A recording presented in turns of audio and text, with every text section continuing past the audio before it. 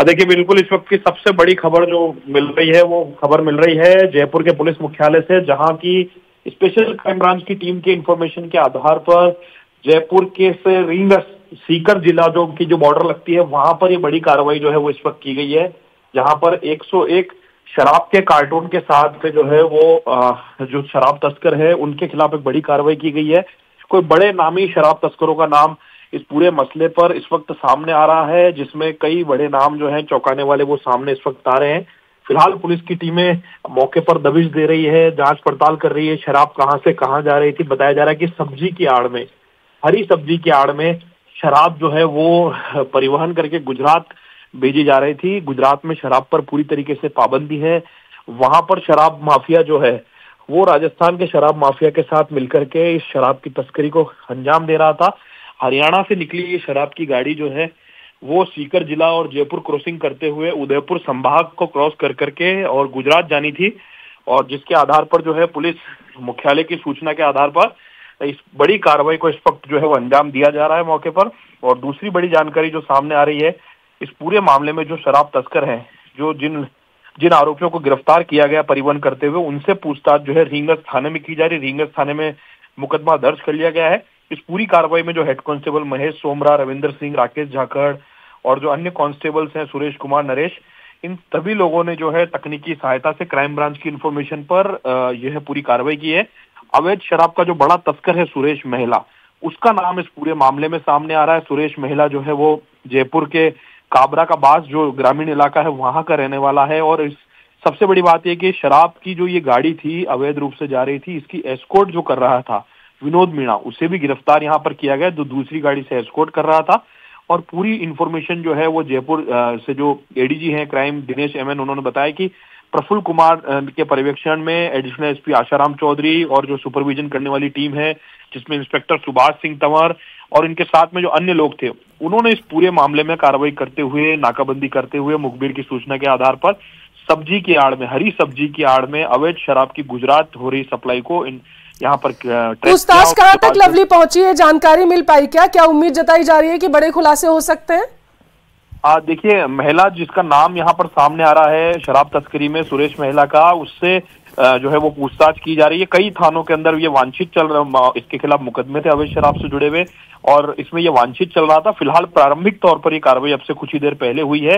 और सबसे बड़ी बात ये कि आज ही ड्राई डे है और ड्राई डे के दिन शराब की तस्करी जो है वो यहाँ पर की जा रही थी। पुलिस व्यस्त रहती है 26 जनवरी के दिन सुरक्षा व्यवस्था में, तो ऐसे समय पर इस तस्करी को किया जा रहा था। फिलहाल पुलिस की टीमें आरोपी। ठीक है लवली, नजर बनाए रखना फिलहाल के लिए। बहुत शुक्रिया आपका तमाम जानकारी पहुंचाने के लिए।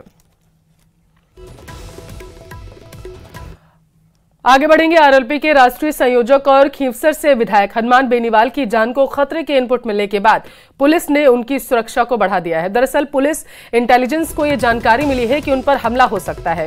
इनपुट मिलने के बाद पुलिस को पता चला कि हनुमान बेनीवाल जयपुर से नागौर के लिए रवाना हो चुके हैं, जिसके बाद पुलिस ने बीच रास्ते में ही हनुमान बेनीवाल को स्कॉट देना शुरू कर दिया था। जयपुर से नागौर पहुंचने तक अलग अलग थानों की पुलिस ने बेनीवाल को जबरदस्त सुरक्षा दी। पुलिस की कई गाड़ियां बेनीवाल के काफिले के आगे पीछे दौड़ती हुई नजर आई। और यही नहीं, जब बेनीवाल देर शाम को घर पहुंचे तो उनके घर पर नागौर पुलिस की क्यूआरटी के 8 कमांडो तैनात कर दिए गए। बेनीवाल के पास पहले से ही सुरक्षाकर्मी है, लेकिन 8 कमांडो और लगा दिए गए हैं ताकि हनुमान बेनीवाल के घर पर कोई आ ना सके। बेनीवाल को जान का खतरा किससे है, इसका तो खुलासा नहीं हो पाया। हनुमान बेनीवाल की सुरक्षा को लेकर इंटेलिजेंस को एक बेहद महत्वपूर्ण इनपुट मिला कि बेनीवाल की जान को खतरा है, जिसके बाद हनुमान बेनीवाल के घर पर क्यूआरटी तैनात कर दी गई है। नागौर जिला पुलिस द्वारा क्यूआरटी के 8 कमांडो तैनात कर दिए गए हैं और अब बेनीवाल के घर में वही घुस सकेगा जिसे क्यूआरटी अनुमति देगी। दरअसल पुलिस को कल शाम को इस तरह का इनपुट मिला कि बेनीवाल की जान को खतरा है। जयपुर से नागौर आते समय बेनीवाल को जबरदस्त एस्कॉर्ट पुलिस की अलग अलग टीमों द्वारा अचानक दी गई थी। अचानक ही जब एस्कॉर्ट मिली तो एक बार तो आरएलपी के समर्थक भी चौंके, लेकिन थोड़ी देर बाद ये पता चल गया कि इंटेलिजेंस को एक बेहद ही महत्वपूर्ण इनपुट मिला है कि हनुमान बेनीवाल की जान को किसी से खतरा है, उन्हें थ्रेट है। इसके बाद पहले एस्कॉर्ट दी गई, बेनीवाल को इस घर तक पहुंचाया गया और अब इनके घर पर नागौर पुलिस के क्यूआरटी के 8 कमांडो तैनात कर दिए गए। ये खतरा किस तरीके का है, कौन है जो जिसके कारण से थ्रेट है, इसके बारे में इंटेलिजेंस ने किसी तरह का खुलासा किया नहीं है। लेकिन पुलिस सूत्रों ने कहा कि हमें इंटेलिजेंस से इस तरह का इनपुट मिला, जिसके बाद हमने सुरक्षा बढ़ा दी है। पहले जयपुर से नागौर आते वक्त पूरे रास्ते एस्कॉर्ट दी गई और अब 8 क्यूआरटी के कमांडो यहाँ तैनात किए हैं ताकि सुरक्षा व्यवस्था कड़ी रहे। और अब इन क्यूआरटी के कमांडो की अनुमति से ही कोई हनुमान बेनीवाल के घर में प्रवेश कर सकेगा। आरएलपी के संयोजक एवं खींवसर के विधायक हनुमान बेनीवाल को थ्रेट कोई नई बात नहीं है। पहले भी बेनीवाल को कई तरह से थ्रेट मिल चुका है और कई बार इनकी जान को खतरा रहा, लेकिन इस बार मामला कुछ अलग है, मामला ज्यादा गंभीर है। इसी कारण पूरे रास्ते पहले एस्कॉर्ट दी गई और फिर क्यूआरटी यहाँ लगा दी गई। महेंद्र बिश्नोई, न्यूज 18 नागौर। जानकारी के साथ संवाददाता नागौर से महेंद्र जुड़ चुके हैं। महेंद्र, इनपुट मिलने के बाद सुरक्षा को बढ़ा दिया गया, जानकारी मिल पाई कि आखिर शक किस पर है? देखिए, अभी इसके बारे में कोई खुलासा नहीं हो पाया है कि इंटेलिजेंस को इनपुट किसे लेकर मिला था, किस तरीके का खतरा बेनीवाल को है। लेकिन अपडेट ये है कि इस पूरे घटनाक्रम और न्यूज 18 राजस्थान पर खबर चलने के बाद एडिशनल एसपी जो नागौर के सुमित कुमार, वो खुद हनुमान बेनीवाल के घर पर पिछले कई घंटों से मौजूद है। यानी एडिशनल एसपी स्तर के अधिकारी भी यहाँ बेनीवाल के घर पर मौजूद है। और 8 क्यूआरटी के कमांडो तो पहले से ही, जब एडिशनल एसपी यहाँ आए तो कोतवाली थाना पुलिस भी बेनीवाल के आवास पर है। लेकिन ये हो सकता है कि कुछ घंटे के लिए आए हो, चीजों को देखने के लिए आए हो या बेनीवाल से बातचीत करने के लिए आए हो। एसपी नारायण टोगस है, वो भी बेनीवाल के घर पर पहुंचे लेकिन वापस निकल गए वो एसपी ऑफिस में। तो निश्चित तौर पे कोई बात तो कोई गंभीर होगी। नजर बनाए रखना महेंद्र, आगे जानकारी लेंगे आपसे।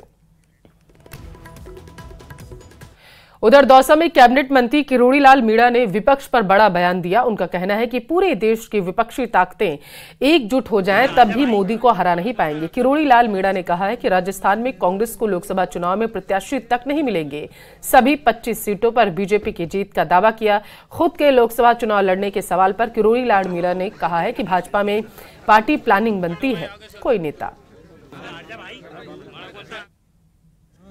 चाहे टूटे, पूरी देश की ताकतें भले एक हो जाएं, लेकिन 2024 में मोदी जी को कोई नहीं रोक सकता, फिर सत्ता में लौटेंगे। तो सतत सक्रिय रहते हैं, वो चुपचाप नहीं बैठ सकते। कुछ न कुछ नई दिशा देश को मिले, ऐसे कार्यक्रम करते रहते हैं। इनको तो कैंडिडेट ही नहीं मिलेंगे, देखना पूरी 25 सीट भारतीय जनता पार्टी की आएंगी। उधर जयपुर में बड़ी चौपड़ पर झंडा फहराने के बाद पीसीसी चीफ गोविंद सिंह डोटासरा ने केंद्र सरकार पर लोकतंत्र को कमजोर करने का गंभीर आरोप लगाया। उन्होंने आरोप लगाते हुए कहा है कि मोदी सरकार में संविधान की धज्जियां उड़ाई जा रही। इस दौरान उन्होंने इंदिरा गांधी और राजीव गांधी को भी याद किया। उन्होंने सरकार पर ईडी के गलत इस्तेमाल का भी आरोप लगाया। उन्होंने कहा है कि कांग्रेस पार्टी सभी धर्मों को साथ लेकर चलती है।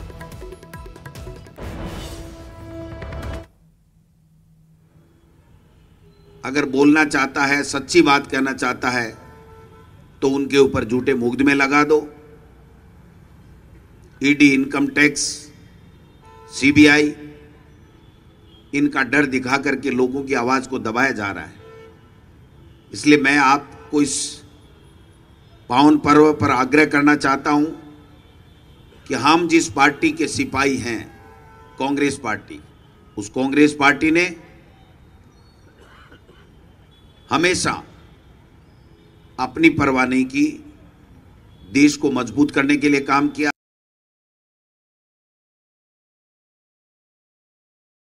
तो गोविंद सिंह डोटासरा ने एक बार फिर से केंद्र पर हमला बोला है, बीजेपी पर गंभीर आरोप लगाया। उन्होंने कहा है कि केंद्र जो है वो लोकतंत्र को धज्जियां उड़ा रही है और बीजेपी की वजह से लोकतंत्र जो है वो खतरे में आ चुका है। बताते चले कि ध्वजारोहण करने के बाद उन्होंने ये बयान दिया।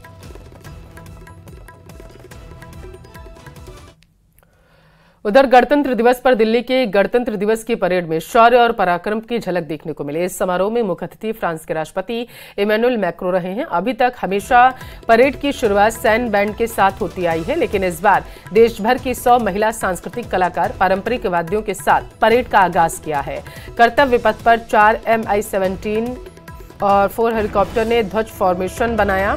परेड में सेना की टैंक T-19 भीष्म की टुकड़ी ने हिस्सा लिया। परेड में पहली बार महिलाओं की 3 सेवा टुकड़ी ने हिस्सा लिया।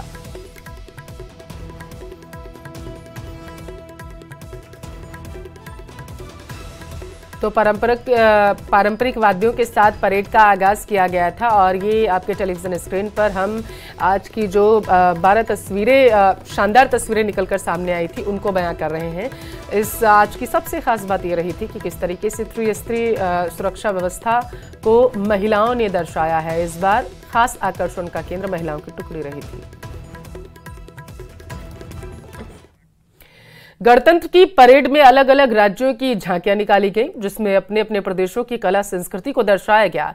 कर्तव्य पथ पर गणतंत्र दिवस की परेड में राजस्थान की झांकी प्रस्तुत की गई, जिसमें पधारो हमारे देश पर आधारित रही है। तो वहीं उत्तर प्रदेश की झांकी में राम मंदिर की थीम तैयार की गई, जिसमें आगे के हिस्से में रामलला की झलक दिखाई गई। तो वहीं पिछले हिस्से में प्रदेश के विकास की झलक को दिखाया गया।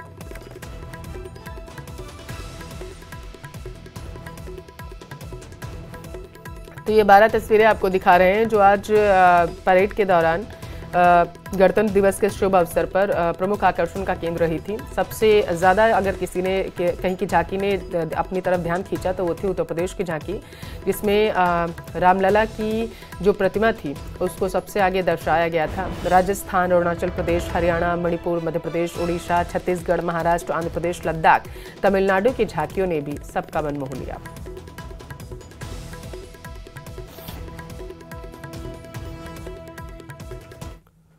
और यहाँ रुकेंगे एक छोटे से ब्रेक के लिए, जल्द हाजिर होंगे।